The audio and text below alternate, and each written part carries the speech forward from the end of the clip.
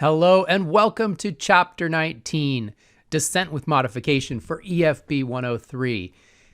So this chapter and a lot of the rest of the course is all about evolution and the diversity of life. And if we look at the diversity of life, we can ask a whole bunch of questions. Why are there certain forms of life associated with certain habitats? We see variation in living things. Why are certain variants more common some places than others? Why have species gone extinct? So some things still exist, some things have gone extinct. We just have fossils. We can ask all kinds of questions about this and try to understand and explain in a scientific way what's going on here.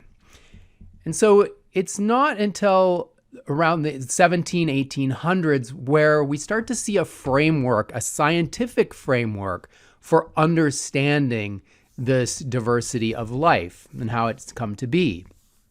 And so here's a little timeline. Notice Darwin here is in red. This Darwin is going to be a focal figure in this introductory part for this chapter. And these other folks here are added to sort of show their role in contributing toward Darwin's thinking, that really he is the one who really started to put the pieces together, as we'll see. Also Wallace as well, but Darwin was ahead of him. But before we start with these folks and their contributions, let's take a step even further back before the current era here, with Aristotle. So Aristotle, you probably know, is a Greek philosopher, and he had ideas about this diversity of life, and he came up with what was called the Scala Naturae, which puts organisms and even inanimate objects, like non-living things, rocks, onto this sort of scale or stairway of nature, and it's a very hierarchical thing. So rocks are down at the bottom here. Human beings are at the top, sort of like the pinnacle, if you will. And so that's a key feature of what Aristotle thought, and actually a lot of folks afterward too, is this hierarchical thinking, rather than just everything that exists, it just exists, and it's not some sort of hierarchy. The other thing Aristotle proposed is this, that everything had this permanence. So everything that exists is this perfection and permanence.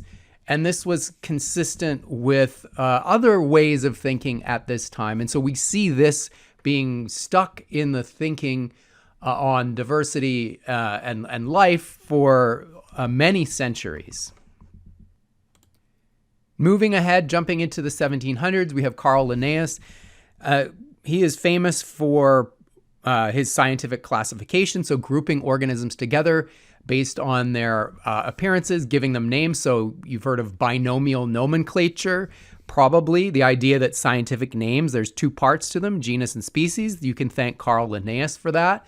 But really, he was just crucial in doing this at a huge scale, right? So this sounds like a simple idea. Well, this animal looks like this other animal. We're going to lump them together categorically. But nobody really had done this in such a comprehensive way. Now, Linnaeus, like Aristotle, was not thinking about this in an evolutionary context. He was thinking, okay, here's what exists, and I'm thinking about that in terms of a creation of every living thing, rather than an evolutionary process.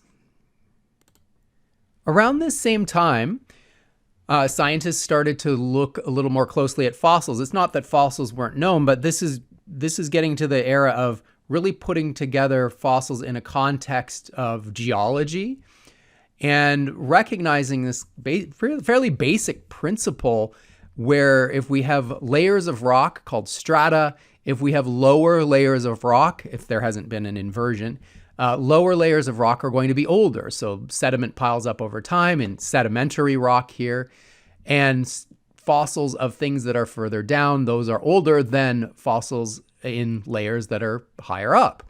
And so it's pretty simple idea again, but no one had really put all these pieces together. And so we have to shift to a few different geologists now. And our first one here is Georges Cuvier. So he was a paleontologist. So he's looking at fossils, and he, proposed this idea. We've got fossils in these different layers of sedimentary rock. And one thing Georges noticed was in those lower layers of rock in particular, there were fossils of organisms that you don't see anymore. So things have gone extinct. And so he was a big supporter of this idea of catastrophism, that there are all these living things, and then over time, some have gone extinct through these catastrophic events. And where we find these layers of fossils with these different organisms, those are representative of these catastrophic events. He did not believe that there were evolutionary origins of new organisms, just that when things were wiped out, well, just some other organisms from somewhere else neighboring moved in to replace them. Of course, this wouldn't explain why in, say, lower or older layers of rock, you don't find forms at all that exist in more modern layers of rock. So there is a bit of a hole in that. All right, so question for you. Which of the following is the most accurate summary of Cuvier's consideration of fossils that he had found near Paris?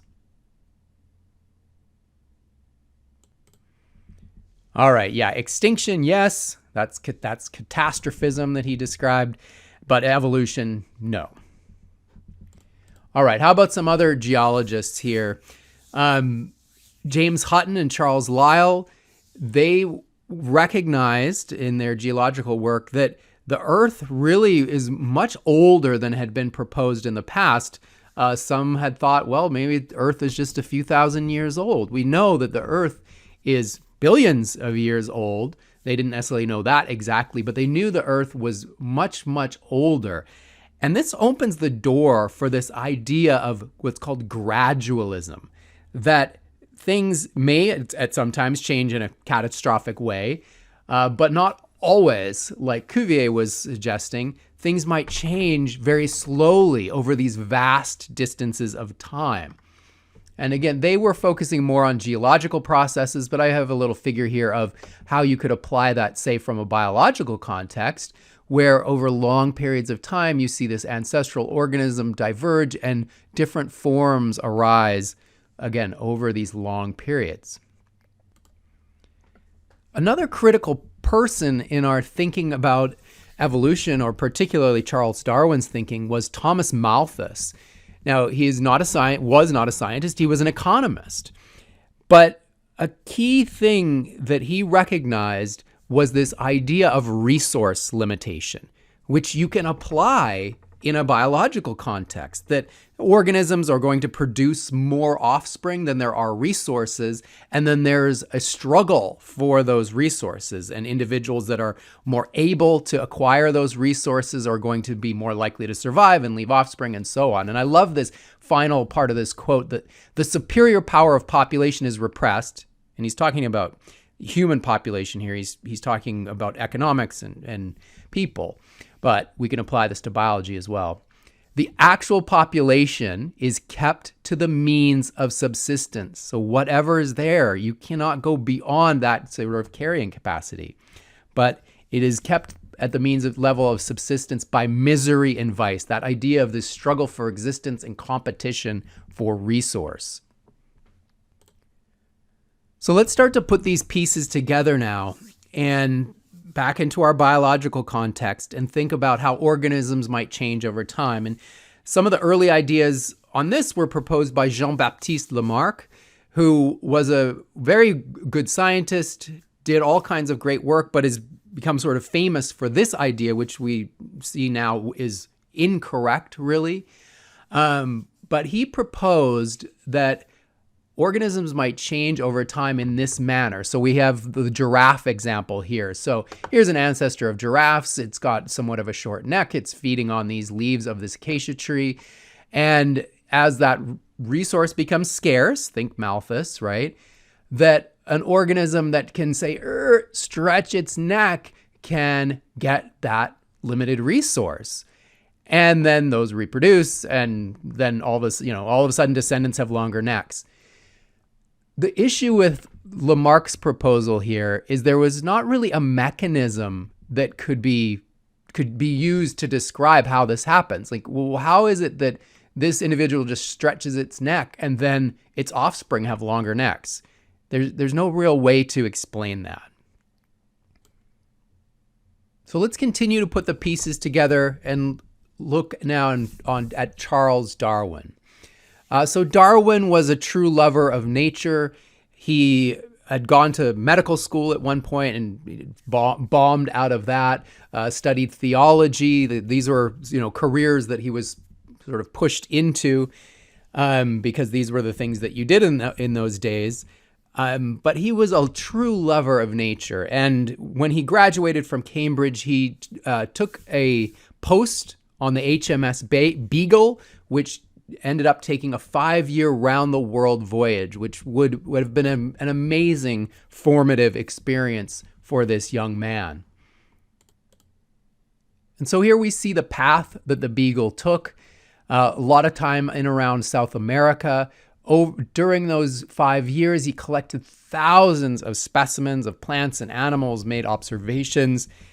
And it was one of the things he noticed or he paid attention to was this connection between environment and features that these organisms possessed.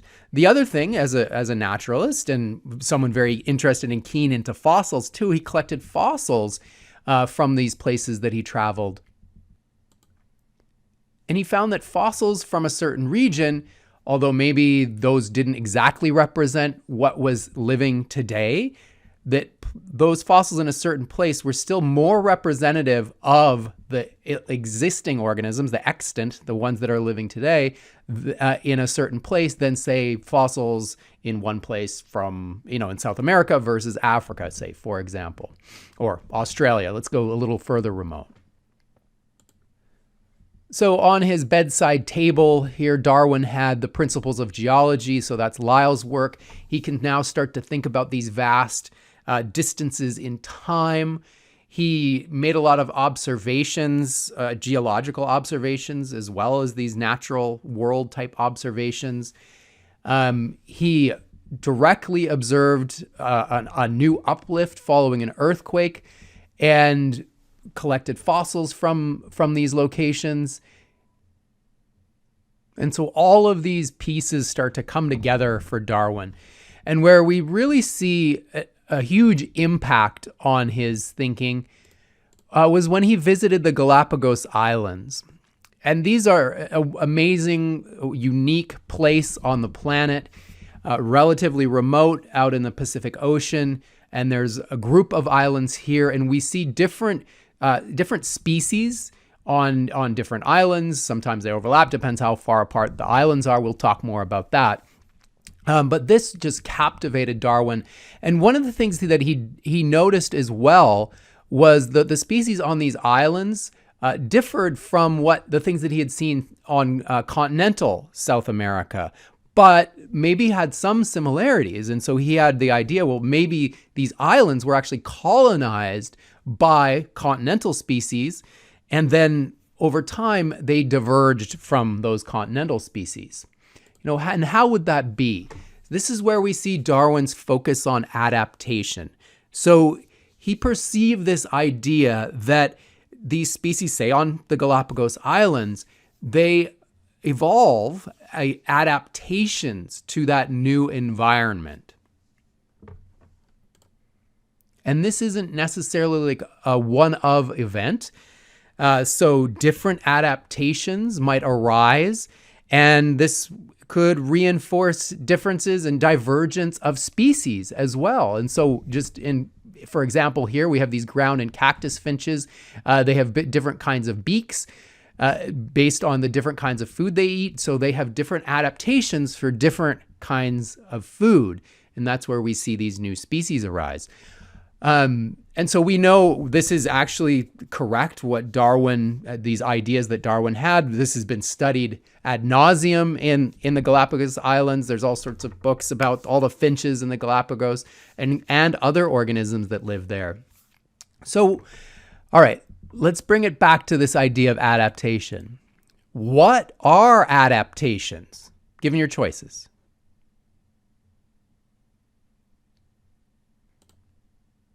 All right. Yeah, adaptations are characteristics.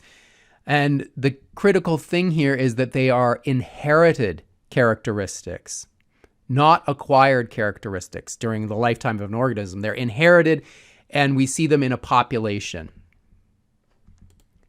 So here are examples of our finches here with different, occupy different niches. So here's a cactus eater. We can look at its beak. It has a different beak from this little insect eater, which is sort of a longer, narrower beak. This seed eater, it's got to have a big, strong beak. Look at that. So we see these accumulation of adaptations over time to these different environments. So now we can go further with this and into this idea of descent with modification by natural selection. So this is really the crux of what Darwin was talking about. Natural selection is a process where we see individuals with favorable traits, so these adaptations, they're more likely to survive and reproduce. And this makes sense. Go back to thinking about Malthus and limited resources and a competition for resources, that if you can get that resource more effectively than another individual, you are more likely to survive and reproduce and therefore leave more offspring, and therefore those genes that you have are passed along. Now, Darwin didn't know about genetics, but he understood what was happening. So let's apply this back to our giraffe model, like we talked about with Jean-Baptiste Lamarck. So let's apply Darwin's idea to this. So here we have a population of giraffes. Notice there's variation in this population. Some have shorter necks, some have longer necks. And when reproduction happens, there's also variation in the offspring. So again, we see some have shorter necks, some have longer necks. What happens when we have this limited resource? So this is the natural selection part of it. Say there's a drought or something and there's fewer things to eat. The individuals that can't acquire that resource, they're more likely to perish. What that means is you're left with these longer-necked individuals. So it's these longer-necked individuals have been selected for, if you will, and the shorter ones selected against. And when those reproduce, because these ones tend to have longer necks, they're going to leave longer-necked offsprings. We've lost those shorter-necked offspring. And so this is natural selection. So take that same idea of, say, just giraffes. You can kind of probably easily visualize that, but start to go back in time. And this is what Darwin did. What if this is what's always been happening? Can we go back and connect all organisms together? And this is what Darwin did. And in this little sketch here, he writes, "I think," and he's created what is basically a phylogenetic tree. What we have out here on the ends of the branches here are the extant species. That means those are the things that are alive today. At the nodes, those are where we have a branch from an ancestral species and a divergence of two different species. And we do see some branches that are, in his case, unlabeled, and what he's representing here these are branches that died out. They don't exist today. And so these things that have gone extinct, they were part of this tree of life, if you will, but they're no longer extant, meaning they don't exist today. They're not alive today. But these fossils and extinct organisms do help fill in our tree. So this is still very useful. The other really cool thing about this idea is this really fits well with that hierarchical structuring of Linnaeus, or grouping, really. So we're grouping things that are similar to one another into, say, the same genus and the same family and so on. Is this kind of tree thinking tends to fit well with that. So we have, say, elephants here. All right, these guys group together, these Loxodonta, they're in the same genus, they're sister species on these branches here. This other elephant species, the Asian elephant, that's another lineage here. We put it in a different genus, but these would still be, say, in the same family, for example. So this does fit well with what we understand from classification most of the time. And we'll talk more about about these kinds of trees in the next chapter, and we'll see some other examples here in this chapter too. But I like this figure, and I think this might help your understanding of what Darwin was thinking about here. You often see this idea of, say, evolution, where, okay, there's a fish, and then there's a salamander, there's a cat, and there's you, right? That there's this sort of linear progression, and that's not really what's happening. And you can put it in the context of your family, right? Like, okay, great-grandfather, grandfather, father, you. That's not how that works either. This is your family tree down on the bottom here. It's these branch points, right? Your cousins are a branch over here. Your siblings are a branch over here. Your parents are your most immediate ancestor, and they're at this node down here. Here's your grandparents. That's the next ancestral node. And that is the same when we think, let's apply that now to millions of years. That's the same idea with evolution. So let's come back to this idea of selection with a very simple example. Some kind of random organism that we just have blue and yellow variants, doesn't matter what this is. If over time, through reproduction, multiple generations, we see the proportion of, say, yellow versus blue organisms not changing, we would say that's a genetically stable population. And this is where we don't see selection, without selection happening. Let's apply a selective filter. We're going to say yellow is selected against, and then really that means blue is selected for. And I'm just using an example. Let's say yellow is less tolerant to UV radiation, whatever. You can make up anything you like here. Over time and generations, you're going to see fewer yellow individuals and more blue individuals. So this can be gradual. It could be over a few generations, could be over many generations, depends on how strong that selective force is. The other thing to pay attention to here is this is happening at a population level over time, not at the level of the individual. An individual may die out, may not reproduce, and so that contributes to it. But what matters is at the population level. All right, so let's talk some more about selection, and I'll give you a question. First, what is artificial selection?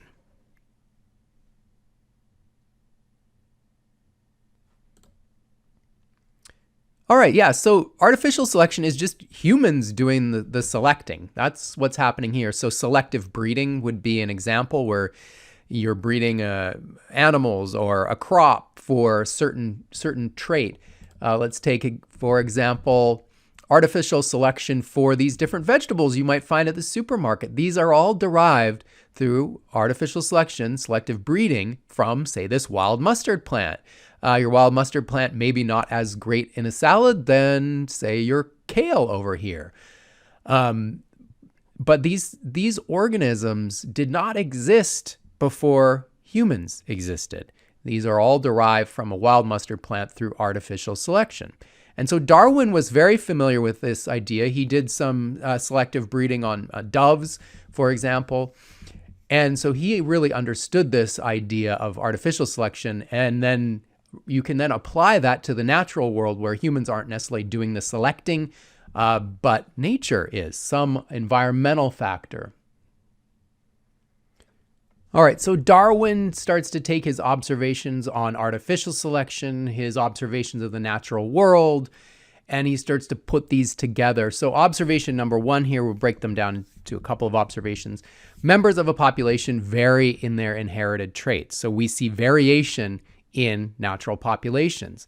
So the inference from this that Darwin makes is that, this again comes back to Malthus and the struggle for existence, that if an organism has a trait that means it's more likely to survive and reproduce, they're going to have more offspring than others. And then that's going to influence the proportions of these different variants in that next generation. The other observation that we can draw out of this is, again, that struggle for existence, that organisms tend to produce more offspring than the environment can support.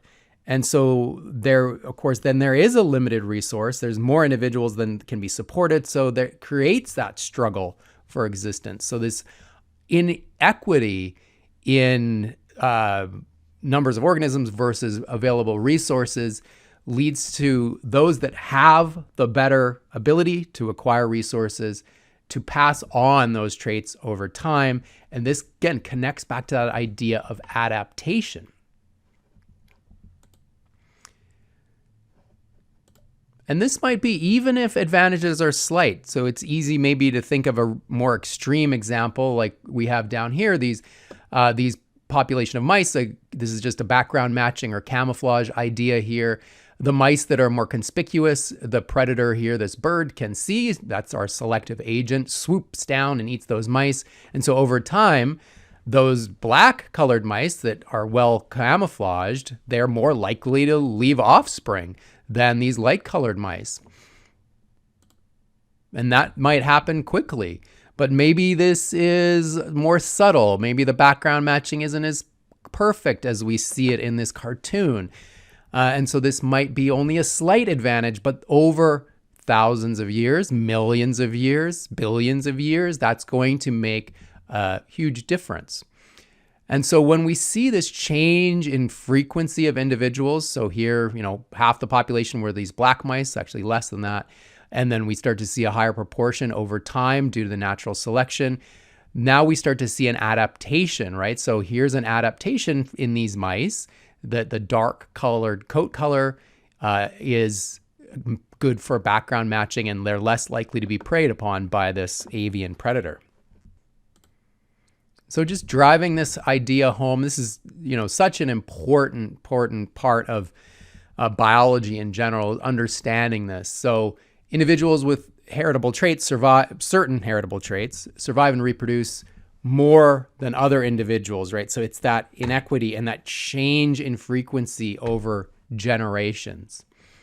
And so, how do these sort of praying mantises evolve that have these incredible forms that fit in with their background here, matching their background? This takes time. And of course, the more and more these things look like their background and they're camouflaged, the more likely they are to survive and leave offspring, and so on. Now, the environment is not fixed. The environment changes. So that's back to that giraffe example. When resources are plentiful, you have giraffes of all kinds of neck lengths.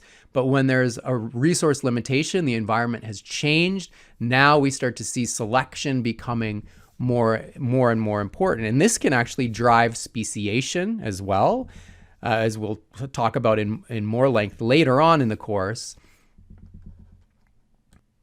And so different environments may result in different selective forces. And we see that here in the example of these peppered moths. In this environment on the left, this white colored moth is much better at the background matching than this dark colored moth, but it's vice versa on this image on the right, where the dark colored moth is going to be less conspicuous to predators. I love this quote by Stephen Jay Gould. Natural selection is a theory of local adaptation to changing environments. Local adaptation. That's really important. How big that local is might change, but it's a local adaptation. Environment changes. And this is also critical. The natural selection does not propose a perfecting principle. There's no guarantee of some sort of general improvement. It just is what it is. Natural selection can only work on the variation that is there. I'll emphasize again, if you missed it before, this idea that natural selection works on populations, not individuals. In that moment, like we see here, here's selection where first, overproduction of offspring. So lots of offspring. There is variation within this population. Let's say this is a different thickness of coat here. So these individuals that have thinner fur, let's say, don't survive in these mountains. And that's the selective force. And ultimately, it's the population that's affected. The individuals, sure, are dying off, but what matters here is the population level. That's what natural selection's acting on. Individuals may be eliminated, selected for or against, but natural selection's acting on that whole population. And then we see here adaptation, where we have now more proportionally of these, whatever organism this is, that has the thicker fur and can handle these cold mountainous winters. So let's put this together now. I break this down into 3 bullets that you can memorize. Make sure you know this cold. It's environmental conditions, and that might include other organisms' interaction with that environment in general. Niche maybe is a better way to think of this. That are the selective driving forces. And variation has to exist if, say, all the individuals in a population are the same and under the same selective pressure. Maybe they all go extinct or they all do just fine. That's not natural selection. Variation must be inherited. It must be heritable. And variation results in differences in the number of offspring surviving. So again, think back to that competition for resources. This organism or pair of organisms produces more offspring than this pair. That's an advantage in that next generation. All right, so natural selection is based on all of the following except what?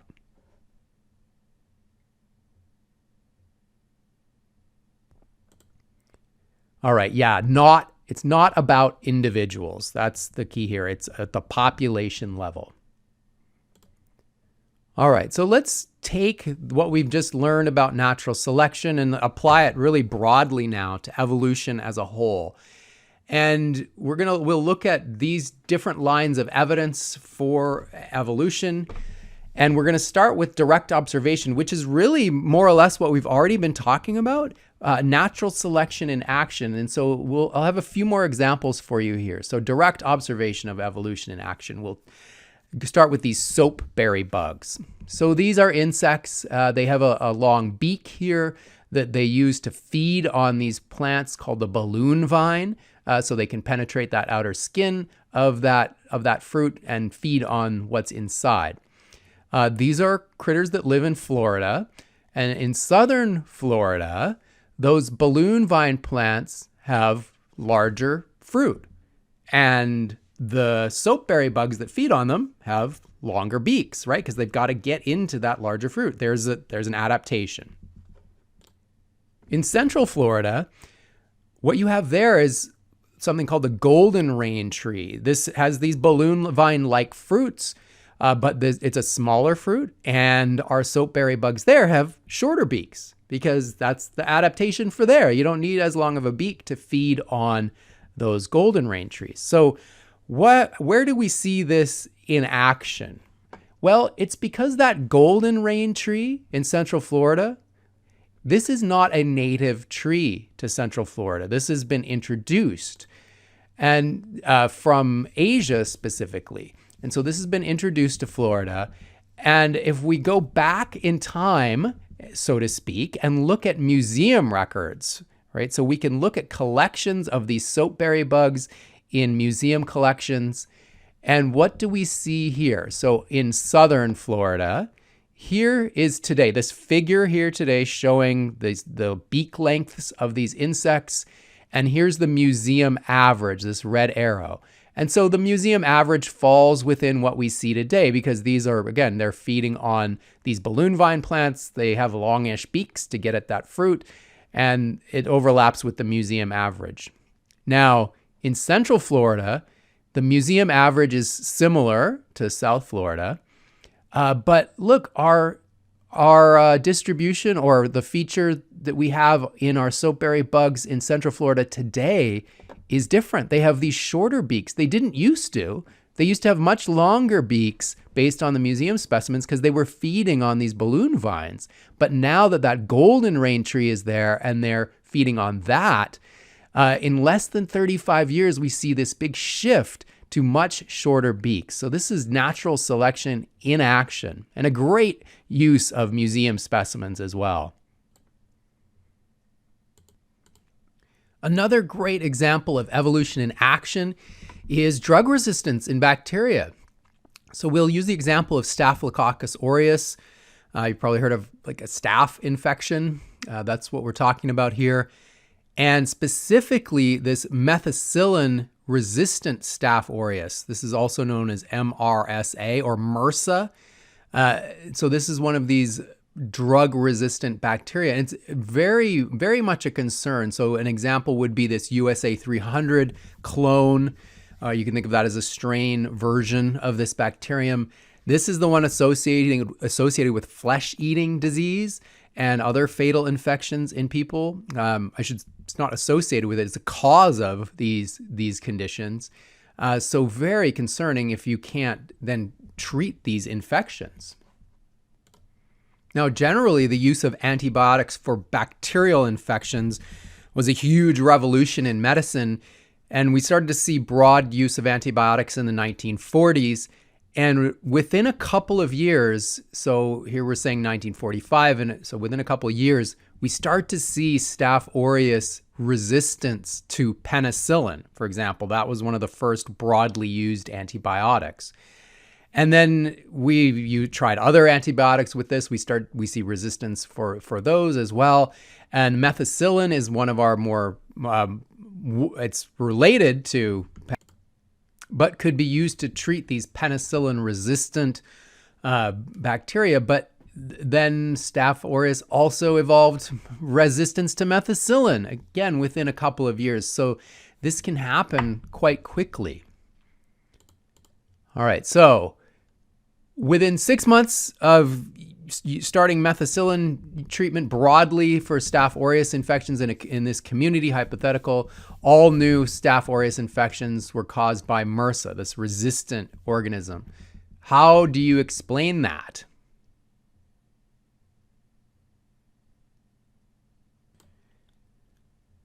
All right, yeah, so there were probably some members of that population that had some level of resistance, and then we're selecting for the resistant organisms. So here's that example, mostly susceptible bacteria. Okay, we'll knock them down, but there's a small proportion that have some resistance, and we're selecting for those. Those are the ones that get left behind. Now, I will say this antibiotic resistance really borders on that line of artificial versus natural selection, because in this case, yes, humans are creating this artificial environment of antibiotic treatment, but it's very unintentional. We don't want to select for antibiotic resistant bacteria. That is what's happening. So this is definitely one that's on that border between artificial and natural selection. It's really a matter of perspective. All right, so what's happening here with these methicillin-resistant organisms? Well, methicillin and penicillin as well, they interfere with how bacteria build a component of their cell wall. So here's a bacterial outer membrane here. There's the plasma membrane on the inside. It has a slime layer over here. And then there's this layer, the cell wall made of peptidoglycan. So methicillin interferes with that formation. And so what do the methicillin-resistant bacteria do? They just go around it. They use a different protein in cell wall synthesis. So they have that capability, and then they're going to be selected for in the presence of methicillin. And organisms that do that even more effectively or efficiently are going to be selected for in the presence of methicillin. And the additional point to make here is, yes, these strains are resistant to methicillin, but also many other antibiotics now as well. All right, we'll finish up this part of Chapter 19 talking about, well, where do these resistance capabilities, say, come from? Remember, natural selection is acting on what's already there. So it's selecting for certain variants within the population. And so let's take these bacteria as an example. So maybe a mutation could arise that results in a variant, just for example. But bacteria have other ways of moving around genetic information that eukaryotes don't do as much. For example, this idea of conjugation. So here's a plasmid, which is like an extra piece of DNA that some bacteria have, and they can copy it and pass it to another bacteria, maybe a totally different species. And so this is how antibiotic resistance might be acquired by some species. We know from studying DNA in an earlier chapter, bacteria can pick up DNA from their environment. This is called transformation. Viruses can move genes around between bacteria as well. So there's all kinds of potential sources for this, not just mutation. And ultimately, once, say, a bacteria picks up a resistance gene, that will only be a benefit to that bacterium if that environment is selecting for it, right? So methicillin's present, you got the methicillin resistance gene, great. If there's no methicillin present, maybe you lose that resistance because there's no benefit of maintaining that genetic information if it's, say, one of these extra bits. All right, and we'll talk some more about this other evidence for evolution in the next part.